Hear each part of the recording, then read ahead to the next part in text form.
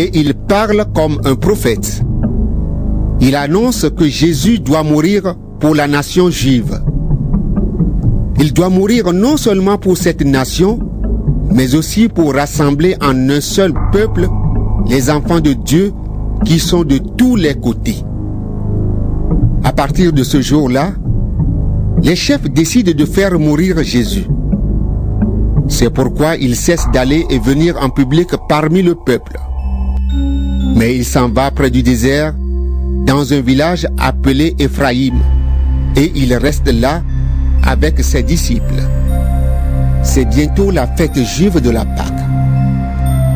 Beaucoup de gens quittent leur région et ils vont à Jérusalem avant la fête pour se rendre purs. Ils sont dans le temple et ils cherchent Jésus. Ils se disent les uns aux autres: Qu'est-ce que vous en pensez? Jésus ne viendra sûrement pas à la fête. Les chefs des prêtres et les pharisiens ont donné cet ordre: si quelqu'un sait où se trouve Jésus, il doit venir le dire. Alors, on arrêtera Jésus. Jean, chapitre 12. 6 jours avant la fête de la Pâque, Jésus va à Béthanie. C'est le village de Lazare, l'homme qu'il a réveillé de la mort. Là, on offre un repas à Jésus. Marthe sert le repas et Lazare est un de ceux qui mangent avec lui. Marie prend un demi-litre d'un parfum très cher, fait avec du nard pur, et elle le verse sur les pieds de Jésus. Ensuite, elle les essuie avec ses cheveux et l'odeur du parfum remplit toute la maison. Alors Judas Iscariote, l'un des disciples de Jésus, celui qui va le trahir, se met à dire: il fallait vendre ce parfum pour 300 pièces d'argent et donner l'argent aux pauvres. Judas ne dit pas cela parce qu'il pense aux pauvres, mais parce que c'est un voleur. C'est lui qui garde le porte-monnaie et il prend ce qu'on met dedans. Mais Jésus dit: laisse-la tranquille. Elle a fait cela d'avance pour le jour où on me mettra dans la tombe.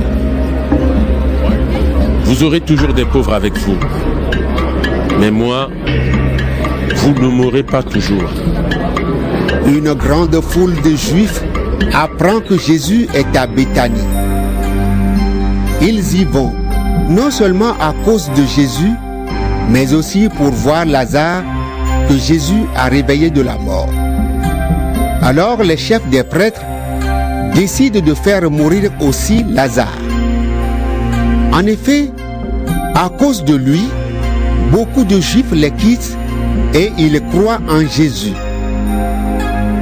Le jour suivant, la grande foule qui est venue pour la fête de la Pâque apprend que Jésus arrive à Jérusalem.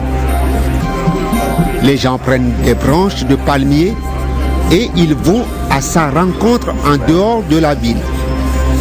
Ils crient: gloire à Dieu! Que le Seigneur bénisse celui qui vient dans son nom, le roi d'Israël! Jésus trouve un petit âne et il s'assoit dessus. On lit cela dans les livres saints. N'aie pas peur, ville de Sion. Regarde, ton roi arrive. Il est assis sur un petit âne. Les disciples ne comprennent pas tout de suite ce qui se passe. Mais plus tard, quand Jésus recevra sa gloire, ils se souviendront. Les livres saints ont annoncé ces choses à son sujet et la foule les a faites pour lui. Beaucoup de gens étaient avec Jésus quand il a dit: Lazare, sors de là! Et quand il l'a réveillé de la mort. Et il raconte ce qu'ils ont vu. C'est pourquoi la foule vient à la rencontre de Jésus. En effet, elle a appris le signe étonnant qu'il a fait. Alors les pharisiens se disent les uns aux autres: vous voyez, vous n'arriverez à rien. Voilà que tout le monde marche derrière Jésus. Quelques Grecs aussi sont venus à Jérusalem pour adorer Dieu pendant la fête. Ils s'approchent de Philippe, qui est du village de Bethsaïda, en Galilée, et ils lui demandent: Nous voulons voir Jésus. Philippe va le dire à André. Ensuite, tous les deux vont le dire à Jésus.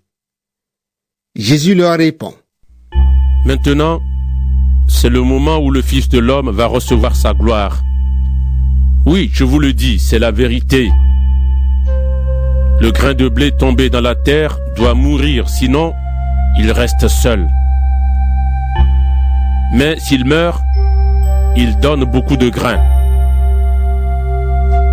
Celui qui aime sa vie la perdra.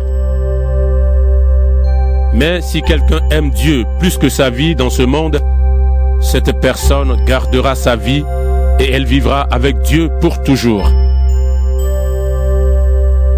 Celui qui veut me servir doit me suivre. Et mon serviteur sera là où je suis. Mon Père récompensera celui qui me servira. Maintenant, mon cœur est troublé. Est-ce que je vais dire: Père, sauve-moi de ce qui va arriver en ce moment? Mais c'est pour cela que je suis venu, pour ce moment. Père, donne de la gloire à ton nom. Alors une voix vient du ciel et dit: Je lui ai déjà donné de la gloire, et je lui en donnerai encore. La foule qui est là et qui a entendu dit: C'est un coup de tonnerre. D'autres disent: Un ange a parlé à Jésus. Mais Jésus dit: Ce n'est pas pour moi que cette voix a parlé, mais c'est pour vous. Maintenant, Dieu va juger ce monde. Et maintenant, il va jeter dehors le chef mauvais de ce monde. Et moi, quand on me placera en haut, au-dessus de la terre, j'attirerai à moi tous les êtres humains. En disant cela, Jésus montre comment il va mourir. La foule lui répond: Dans les livres de la loi, nous avons appris que le Messie vivra pour toujours. Alors, comment peux-tu dire: on doit placer le Fils de l'homme en haut? Ce Fils de l'homme, qui est-ce? Jésus leur dit: La lumière est encore avec vous pour un peu de temps. Marchez pendant que vous avez la lumière. De cette façon, la nuit ne vous surprendra pas. Celui qui marche dans la nuit ne sait pas où il va. Pendant que vous avez la lumière, croyez en la lumière, ainsi vous appartiendrez à la lumière. Après que Jésus a dit cela, il s'en va et il se cache loin de la foule. Jésus a fait beaucoup de signes étonnants devant les gens. Pourtant, ils ne croient pas en lui. Et il arrive ce que le prophète Ésaïe a dit: Seigneur, qui a cru ce que nous disions? À qui le Seigneur a-t-il montré sa puissance? Ces gens ne peuvent pas croire. En effet, Ésaïe a dit aussi: Dieu a rendu leurs yeux aveugles.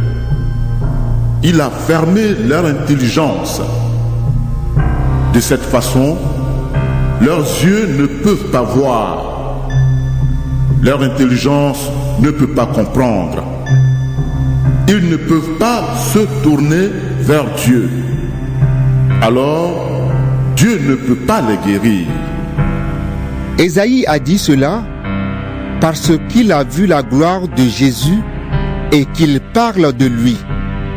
Pourtant, beaucoup de chefs juifs eux-mêmes se mettent à croire en Jésus. Mais à cause des pharisiens, ils ne le disent pas tout haut. Ils ont peur d'être chassés de la maison de prière. En effet, ils préfèrent les compliments qui viennent des hommes à la gloire qui vient de Dieu. Jésus dit d'une voix forte: Celui qui croit en moi ne croit pas seulement en moi, il croit aussi en celui qui m'a envoyé. Celui qui me voit aussi celui qui m'a envoyé. Moi, la lumière, je suis venu dans le monde. Ainsi, tous ceux qui croient en moi ne restent pas dans la nuit. Si quelqu'un écoute mes paroles, mais ne leur obéit pas, ce n'est pas moi qui le condamne. En effet, je ne suis pas venu pour condamner le monde, mais pour sauver le monde. Si quelqu'un ne veut pas de moi et refuse mes paroles, il sera jugé. Le dernier jour, ce sont mes paroles qui le condamneront. Mes paroles ne viennent pas de moi-même, mais elles viennent du Père qui m'a envoyé. Il m'a commandé lui-même tout ce que je devais dire et annoncer. Et je le sais. Le commandement du Père donne la vie pour toujours. Tout ce que je dis, je le dis comme le Père me l'a dit. Jean, chapitre 13. C'est le dernier jour avant la fête de la Pâque. Jésus sait que le grand moment arrive pour lui. Il doit quitter ce monde et aller près du Père. Il a toujours aimé ses amis qui sont dans le monde et il les aime jusqu'au bout. Jésus et ses disciples prennent le repas du soir. L'esprit du mal a déjà mis dans le cœur de Judas, le fils de Simon Iscariote, l'intention de livrer Jésus. Jésus le sait. Il est venu de Dieu et il va près de Dieu. Il sait que le Père a tout mis dans ses mains. Pendant le repas, il se lève, il enlève son vêtement de dessus et il prend un linge pour le serrer autour de sa taille. Ensuite, il verse de l'eau dans une cuvette. Il se met à laver les pieds de ses disciples et à les essuyer avec le linge qu'il a autour de la taille. Il arrive près de Simon-Pierre qui lui dit: Toi, Seigneur, tu veux me laver les pieds? Jésus lui répond: Maintenant tu ne sais pas ce que je fais, mais tu comprendras plus tard. Pierre lui dit: Non, tu ne me laveras jamais les pieds. Jésus lui dit: Si je ne te lave pas les pieds, tu ne pourras pas être avec moi. Simon-Pierre lui dit: Alors, Seigneur, ne me lave pas seulement les pieds, mais aussi les mains et la tête. Jésus lui répond: Celui qui s'est baigné n'a pas besoin de se laver, sauf les pieds.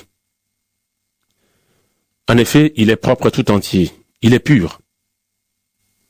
Vous êtes purs, mais pas tous.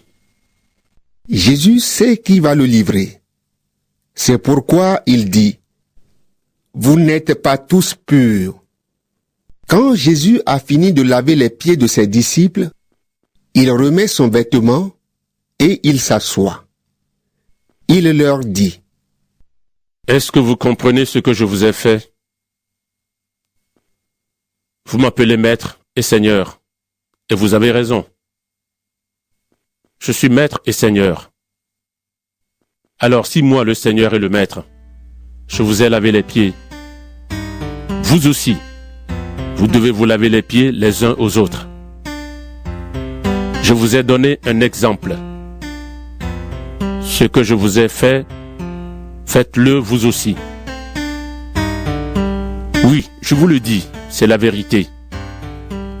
Le serviteur n'est pas plus important que son maître. L'envoyé n'est pas plus important que celui qui l'envoie. Maintenant, vous savez tout cela.